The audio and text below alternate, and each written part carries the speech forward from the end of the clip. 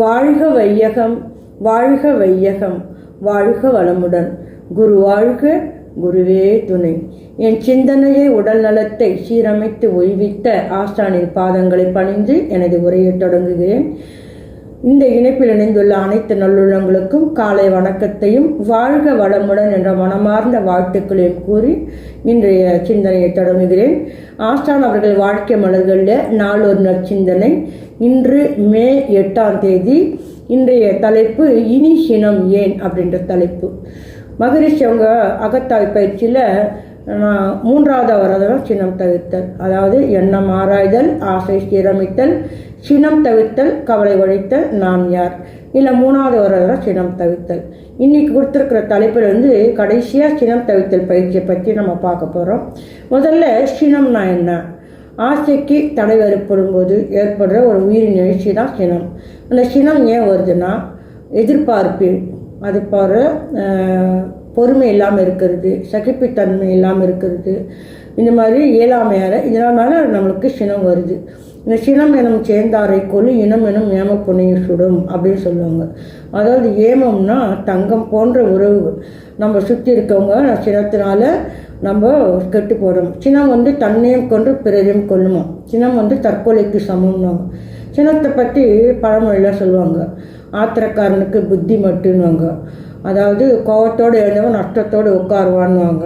சினத்தினால எங்கேயுமே திருத்தவனதான் சரித்திரம் இல்லை, ஒருத்தன் தான் வரணும். ஆன்மீகவாதிகள் மதவாதிகள் எல்லாமே கோவம் இருக்கக்கூடாது, கோவத்தை போக்கிக்கணும்னு போதனையாக தான் சொன்னாங்க. தவிர நம்ம மகரிஷி மட்டும்தான் சாதனை மார்க்கமாக பல பயிற்சிகள் கொடுத்து மக்களை நல்வழிப்படுத்தியிருக்காரு. அப்போது இந்த சினத்தை போக்குறதுக்கு பல வழிகளை நம்ம சொல்லியிருக்காரு.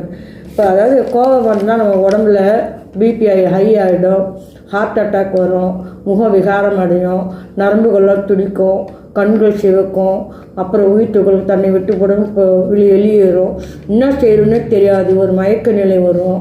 அப்போது குடல் புண் வரும், அது மாதிரி நிறைய வியாதிகள் வருது சினத்தினால. அப்போ அது அப்படிப்பட்ட சினம் தேவைதானா? அந்த சினம் ஏன் வருது, யார் மேலே வருதுன்னா முதல்ல நம்ம மேலே அன்பும் அக்கறையும் கொண்டவங்க மேலே தான் முதல்ல வருவோம். அப்போது அந்த சினத்தை இப்படிப்பட்ட கொடுமை செய்கிற சினம் தேவையாக பார்க்கணும். அதாவது கோவத்தால் கௌசிகன் தவம் இழந்தான், கோவத்தால் இந்திரன் பதவி இழந்தான், கோவத்தால் நகுலனும் அரசன் பாம்புரு பெற்றான், கோவத்தால் இருந்தவர் கோடி கோடின்னு ஒரு பாடலில் சொல்லுவாங்க. அதுபோல் அந்த கோபத்தால் நிறைய நஷ்டம்லாம் வந்துக்குது. நல்லவங்களுடைய கோபம், அதாவது ஞானிகளுடைய கோபம் சில நொடி பொழுதுதான் இருக்குமா. மத்தியவர்களுடைய கோபம் அன்றைக்கி நாள் முழுசும் இருக்குமா. அதர்மர்களுடைய கோபம் வாழ்நாள் முழுசும் இருக்குமா. இப்போ நீங்கள் நம்ம எல்லாருமே எந்த கேட்டகரியில் இருக்கிறோம் ஒருத்தருமே தற்சோதனை பண்ணி தெரிஞ்சுக்கலாம். நம்மலாம் ஞானியர்களா, அதர்மர்களா, மனிதர்களா அப்படின்னு பார்க்கணும். அப்போ குணம் ஏறி குண்டேறி நின்றார் வெகுளி கனமையும் காத்தல் அறிவின்னு வள்ளுவர் சொல்கிறார். நல்ல குணமாக இருக்கிறவங்களுக்கு ஒரு நிமிஷம் கூட கோபம் வராது அப்படின்னு சொல்லுவாங்க. அதுபோல் எதிராளி மேலே இருக்கிற கோபத்தால் தனக்குத்தானே கொடுத்துக்கிற தண்டனை தான் இந்த சினம் அப்படின்வாங்க. புத்தர் சொல்லுவார், அதாவது ஒரு ஊரில் போகும்போது ஒருத்தர் கண்டபடி திட்டினாராம் புத்தரை. அதெல்லாம் கேட்டுட்டு பொறுமையாக இருந்தாராம்.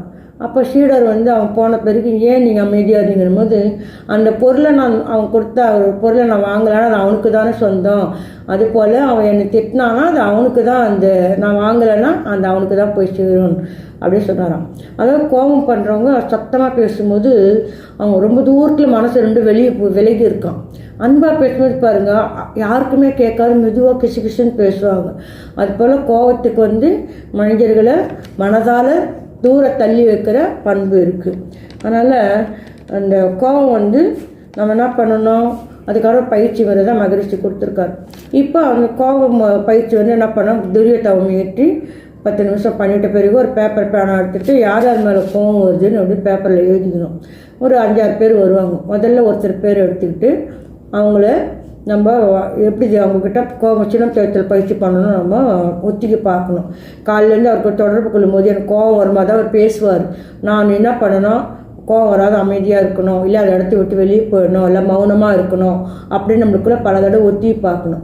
மேலும் அந்த சின்னத்துக்கு நம்மளுடைய பொறுப்பு என்ன இருக்குன்னு நம்ம கவனிக்கணும். உதாரணமாக இப்போ 9 மணிக்கு ஆஃபீஸ் போனோம்னா 8:30 மணிக்கு அரிசி வாங்கிட்டு கொடுத்து சமையல் செய்து போடுறதுனா அவங்க எப்படி போடுவாங்க? அப்போ நம்மளுடைய தவறும் அதில் இருக்குது. அப்போ இனி அந்த தவறு செய்யாமல் பார்த்துக்கணும், நம்ம ஒரு உறுதிமொழி எடுத்துக்கணும். அதே மாதிரி பிள்ளை சரியாக படிக்கல, ஊர் சுற்றுறான் அப்படின்னு அவன் மேலே கோவப்படுறத விட நம்மளுடைய பொறுப்பு என்ன இருக்குன்னு பார்க்கணும். நம்ம நேரத்தோடு வந்திருக்கோமா, அவனுக்கு ஒரு வழிகாட்டியாக வந்திருக்கிறோமா, இல்லை அவனுடைய ஆசிரியர்கிட்ட அவனுடைய படிப்பை பற்றி விசாரிச்சிருக்கோமா, இப்படி எதுவுமே பண்ணாமல் அவன் படிக்கலைன்னு அவன் மேலே கோவப்படுற என்ன வந்துருப்போகுது. இப்படிலாம் நம்ம ஆராய்ச்சி பண்ணி இப்படி சினம் தவிர்த்தல் பயிற்சி இருக்கணும். அப்போ அன்றைக்கி காலிலேருந்து ரிஹர்சல் பார்த்துட்டு அவனை பார்க்கும் போதெல்லாம் கோவரமாக பேசினா கூட இனி சினம் விழாமல் காப்பேன் அப்படின்னு பலமுறை நம்மளுக்குள்ளேயே சங்கல்பம் பண்ணினே இருக்கணும். பொறுமையாக இருந்து அவனை வாழ்த்திட்டே இருக்கணும். அந்த பொறுமைன்றது இறைநிலையோட எல்லை இல்லாது. நான் பொறுமையாக தான் இருந்தேன், அவன் தான் நான் பேச வைத்தான் சொல்கிறதெல்லாம் இல்லை. பொறுமைக்கு எல்லையே கிடையாதுன்னு சொல்லுவாங்க. அதுபோல் நம்ம பொறுமையாக இருந்தால் அவனை வாழ்த்தலாம். தவத்தில் அவனுடைய முகத்தை நினச்சி அவன் நான் இனி அவன் மேலே சினம் கொள்ளாமல் இருப்பேன்னு பலமுறை சங்கல்பம் போடும்போது ஒரு திருத்தம் வரும் நமக்குள்ள. அதாவது நம்ம கோவப்படுறதுனால நம்ம நிறைய கடனை வாங்கி நம்ம பொருளாதாரம் சீரழித்துக்கு காரணம்னு சொல்லுவாங்க, ஒப்புக்கு சமானுவாங்க. அதே போல் நம்ம பொறுமையால் இந்த சின்ன தவிர்த்தல் பயிற்சி செய்யும் போது நம்ம வாங்கின கடனை திரும்ப கொஞ்சம் கொஞ்சமாக செலுத்தி நம்ம பொருளாதாரத்தை மேம்படுத்துறதுக்கு சமானுவாங்க. அதுபோல் சின்ன தவிர்த்தல் பயிற்சி செய்து ஒவ்வொருத்தருமே புனிதமடைந்து சாந்தமாக குணத்தோடு இருந்து அனைவரும் நடமாடும் அறிவு திருக்கோயிலாக வாழ்வோம் என்று கூறி எனக்கு வாய்ப்பளித்த அனைத்து நல்லுணர்வுகளுக்கும் நன்றி கூறி எனது